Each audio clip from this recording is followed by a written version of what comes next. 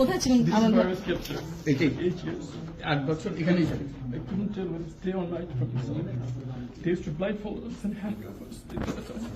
In the night, they used to handcuff us at the back. They wouldn't tell us where I was. They wouldn't let us spend time for prayers. It felt like I was buried alive. They gave us a worse than death experience, and it continued for 8 years. মাঝখানে কোনো সময় বার করে নিয়ে গেছে এখানে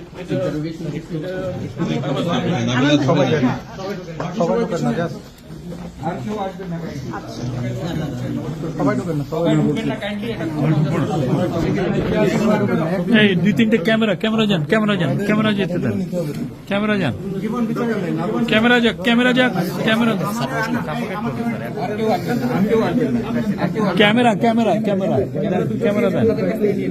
না ওনারা দেন। এই নাইম ঢুকেন, নাইম আসেন।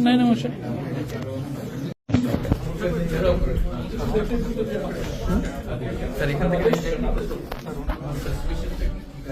Because of our work and particularly international community, we shouldn't take that up because we should be able to speak to them.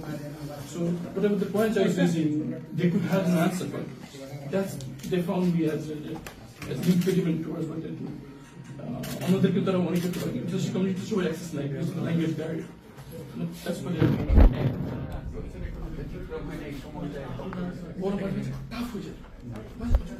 এরকম হতো যে 24 ঘন্টা চোখ বেঁধে হাত বেঁধে বসে রাখতো, উঠে দিতাম, দাঁড়াতে দিতাম। বলতো যখন খুব কেন স্যার আসলে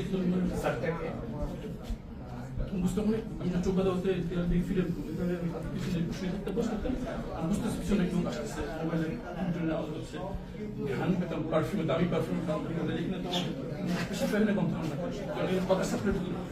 তখন বুঝতাম সিনিয়র কেউ পিছন দিকে দেখতেছে, এখন ওরা আসতে পারে আমাদেরকে একদম উঠে দাঁড়াতে দিত। আমি তো পরে যেটা বুঝতে পারলাম যে 6 তারিখ ধরে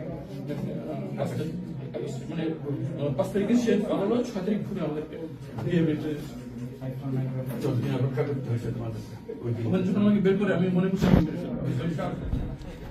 waiting for a gunshot and that editing ফ্যামিলির সঙ্গে জানতে পারিনি বেঁচে আছে for 8 years my daughter's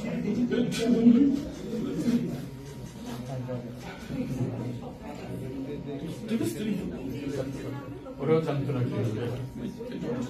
school doors. They will come for them. Traumatized.